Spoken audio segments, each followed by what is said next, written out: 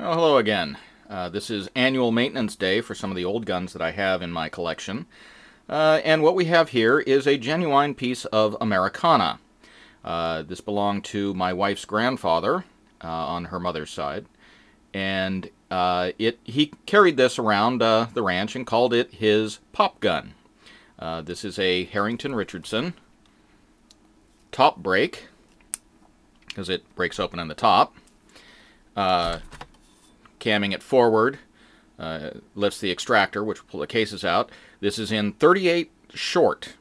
This gun has some markings on it that indicate patents from 1887, 1898, and 1896 on it.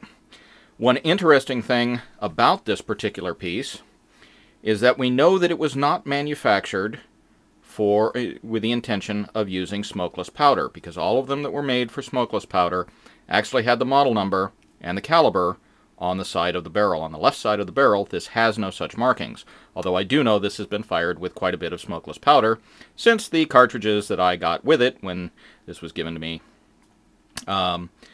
were all smokeless rounds. It also seems to be fairly safe. Oddly enough, for the lousy sights that it has, this itty-bitty notch right here, and just a standard blade, it's actually fairly accurate out to about 25 feet, which is as far as I've fired it. This has a lot of wear on it. It has some rust marks. It's actually in remarkably good condition, given the amount of use that it had, and the holster it was carried in, and is no longer stored in, although I do have it, but it was kept in a leather holster all of the time. It was a leather holster that was not made for it.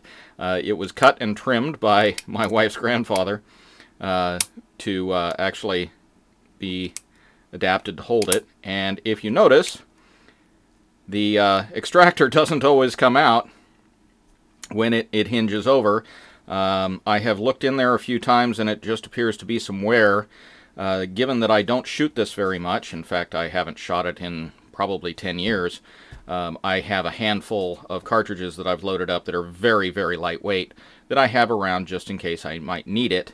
And I understand why it was called the pop gun, because when it goes off it just goes pop. I've shot it maybe a dozen times.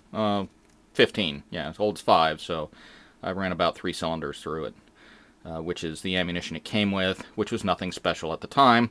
I have since reloaded them back up and to very safe levels. They're actually black powder equivalent loads, lead bullets, and just in case I might need it for something, but I don't really want to fire it. It's just an interesting piece of family history and Americana.